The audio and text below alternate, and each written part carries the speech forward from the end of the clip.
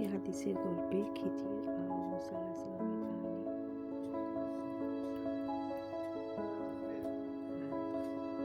হযরত ইবনে আব্বাস হতে বর্ণিত, তিনি বলেন, হযরত উবাই ইবনে কাব রাসূল সাল্লাল্লাহু আলাইহি ওয়াসাল্লাম আমাদের নিকট বর্ণনা করেছেন যে হযরত মুসা আলাইহিস সালাম একদা বনী ইসরায়েলের এক সমাবেশে ভাষণ দিতে দাঁড়ালে তাকে জিজ্ঞেস করা হলো, কোন ব্যক্তি সর্বাধিক জ্ঞানী?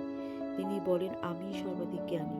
জ্ঞানকে আল্লাহর দিকে সোপার্দ না করার কারণে আল্লাহ তাকে তিরস্কার করে বললেন, বরং দুই সাগরের সঙ্গমস্থলে আমার এক বান্দা আছে যিনি তোমার চেয়ে অধিক জ্ঞানী।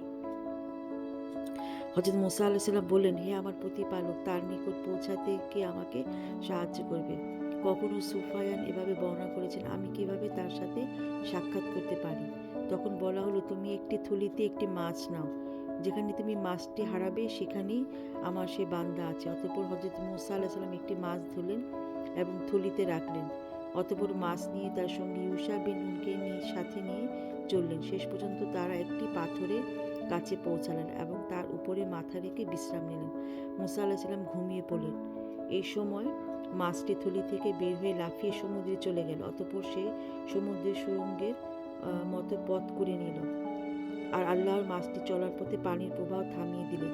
ফলে তার গমন পথটি সুড়ঙ্গের মতো হয়ে গেল। অতঃপর তার উভয়ের অবশিষ্ট রাত এবং পুরো দিন পথ চললেন।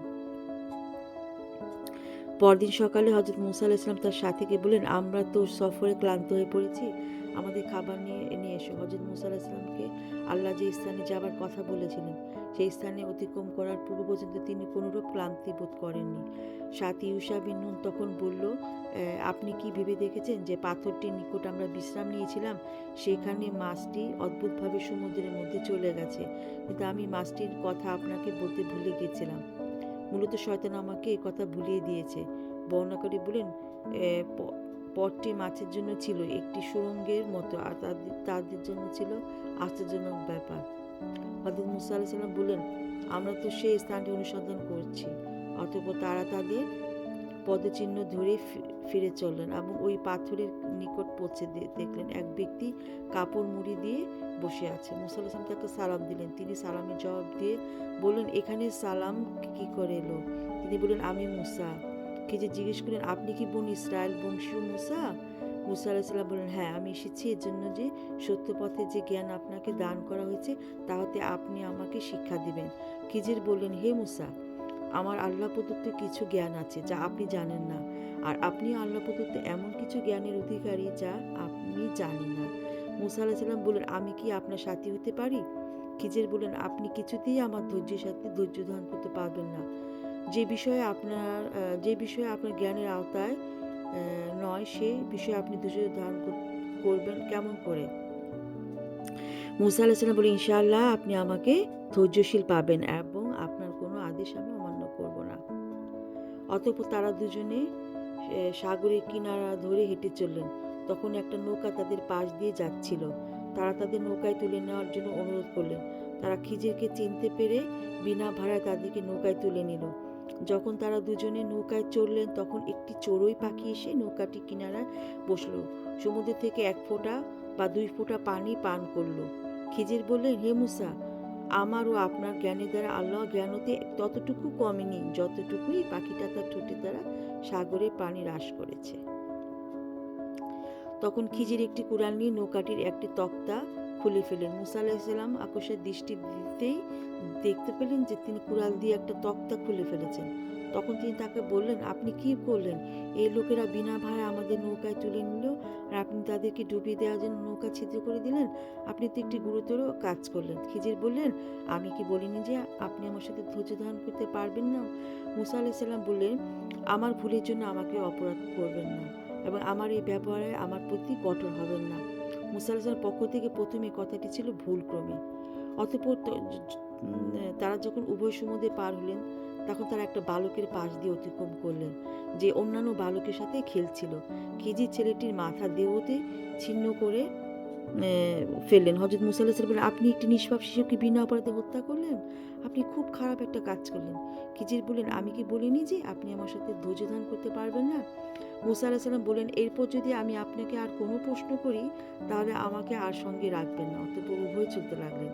চলতে চলতে তারা একটা জনপদের অধিবাসীর নিকট পৌঁছে তাদের নিকট কিছু খাবার চাইলেন, কিন্তু জনপদবাসী তাদের দুজনে মেহমানদারি করতে অস্বীকার করলো। সেখানে তারা একটি প্রাচীর দেখতে পেলেন যা ভেঙে পড়ার উপক্রম হয়েছিল। হযরত খিজির প্রাচীরটি মেরামত করে সুদূর করে দিলেন। হযরত মুসা আলাইহিস সালাম বললেন, এই বসতির লোকদের নিকট এসে আমরা খাবার চাইলাম আর তার মেহমানদারি করতে অস্বীকার করলো, অথচ আপনি তাদের দেয়াল সোজা করে দিলেন। আপনি তো ইচ্ছা করলে এর জন্য পারিশ্রমিক গ্রহণ করতে পারতেন। হযরত খিজির বললেন, এবার আমার এবং আপনার মধ্যে বিচ্ছেদ হয়ে গেল। এখনই যে বিষয় আপনি ধৈর্য ধারণ করতে পারেননি, আমি তার তাৎপর্য বলে দিচ্ছি। নৌকাটির ব্যাপার ছিল এই যে সেটি ছিল কয়েকজন দরিদ্র ব্যক্তির। তারা সমুদ্রে জীবিকা অন্বেষণ করত, আর নৌকাটি ত্রুটিযুক্ত করে দিতে চাইলাম, কারণ তাদের সামনেই ছিল এক রাজা যে ভালো নৌকা পেলেই জোরপূর্বক কেড়ে নেয়। তারপর যখন এটাকে দখল করতে লোক আসলো তখন ছিদ্রযুক্ত দেখে ছেড়ে দিল। অতঃপর নৌকাওয়ালারা একটা কাঠ দ্বারা নৌকাটি মেরামত করে নিল। আর বালকটির সূচনা লগ্নে ছিল কাফের, আর সে ছিল তার ইমানদার বাবা মার বড়ই আদরের সন্তান। আমি আশঙ্কা করলাম যে বড় হয়ে অবাধ্যতা ও কুফরি দ্বারা তাদেরকে কষ্ট দিবে। অতঃপর আমি ইচ্ছা করলাম যে তাদের পালনকর্তা তাদেরকে তার চেয়ে পবিত্র ও ভালোবাসার ঘনিষ্ঠতার একটা শ্রেষ্ঠ সন্তান দান করুন। আর প্রাচীরের ব্যাপার এই ছিল যে সেটি ছিল নগরীর দুজন ইয়াতিম বালকের। এরা নিচে ছিল তাদের গুপ্তধন। তাদের পিতা ছিলেন সৎকর্ম পরায়ণ। সুতরাং আপনার পালনকর্তা দয়াপরবশ হয়ে ইচ্ছা পোষণ করলেন যে তারা যৌবনে পদার্পণ করে নিজেদের গুপ্তধন উদ্ধার করুক। আমি নিজ ইচ্ছা এসব করিনি। আপনি যে বিষয়গুলো ধৈর্য ধারণ করতে পারেননি, এই হলো তার ব্যাখ্যা। শিক্ষা বন্ধুরা, আমরা এতে কি শিখলাম? আমরা শিখলাম যে সকল জ্ঞানের আধার আল্লাহ রাব্বুল আলামিন। তিনি যতটুকু ইচ্ছা প্রদান করেন, তিনি যাকে যতটুকু ইচ্ছা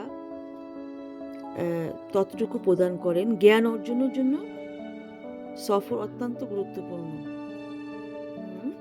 শয়তান সর্বদা মানুষের পিছে পড়ে থাকে, সে তাকে প্রতিনিয়ত আল্লাহ বিমুখ করার চেষ্টা করে। আর জ্ঞান অর্জনের জন্য ধৈর্য অবলম্বন করা জরুরি। অহংকার করা বা নিজে সবচেয়ে জ্ঞানী ভাবা ঠিক না। সেটাই বন্ধুরা, আমরা এই থেকে 5টা জিনিস যে শিখলাম যে আল্লাহ আসলে যাকে ইচ্ছা, আল্লাহর ইচ্ছা আসলে কোনো কিছু আমাদের হাতে নেই, মানুষের হাতে কিছু নেই। ওনার আল্লাহ যতটুকু মানে দিতে চাইবেন, মানুষের ভাগ্যে যতটুকুই মানুষের ভাগ্যে থাকবে মানুষ ততটুকুই পাবে। এর জন্য হায় আফসোস করেও কোনো লাভ নেই। এর থেকে তুমি তোমার ভাগ্যে যেটা তুমি পাবা, এর থেকে তুমি কমও পাবা না, বেশিও পাচ্ছ না। অবশ্যই জ্ঞান অর্জনের সফর অত্যন্ত গুরুত্বপূর্ণ। আর শয়তান সর্বদা মানুষের সবসময় সেটি মানুষকে ভালো কাজ করা থেকে বিরত রাখে, সেটা ঠিক। আল্লাহর বিমুখ করতে চেষ্টা করে, আর সবসময় আমাদেরকে খারাপ চিন্তায় বা খারাপ জিনিসটাই করতে বলে। আর জ্ঞান অর্জনের জন্য ধৈর্য, অবশ্যই জ্ঞান যদি আমরা অর্জন করতে চাই, এর জন্য কিন্তু আমাদের ধৈর্য রাখতে হবে। অহংকার করা ঠিক না। মানুষ অল্পতে এখন আসলে দিন দিন যতই বেড়ে যাচ্ছে, মানুষের আগে এটা ছিল না। মানুষের মধ্যে অল্পতেই খুব সামান্যতেই মানুষ অহংকার করছে। আর নিজেকে মানুষ সবচেয়ে জ্ঞানী ভাবছে। দেখা যায় যে এই যে মুসা আলাইহিস সালাম কিন্তু নিজেকে সবচেয়ে জ্ঞানী ভাবছিলেন, কিন্তু যখন আল্লাহ বলছেন যে না, একজন আছে খিজির আলাইহিস সালাম কিন্তু আসলে সবচেয়ে জ্ঞানী মানুষ, আল্লাহ ওনাকে এটা দিয়েছেন। তো এরকমই আর কি। তো দেখা যায় এরকমই আর কি, জ্ঞানী ভাবা ঠিক না মানুষকে, আর অহংকার করা তো একেবারেই ঠিক না। তো আসলে আমি হাদিসের আমার ভালো লাগে, আমি এই চ্যাপ্টারটা ভালো লেগেছে, তাই তোমাদের সাথে শেয়ার করলাম আজকে। তো বন্ধুরা, আবার আরেকদিন আরেকটা গল্প নিয়ে আসবো। আল্লাহ হাফেজ।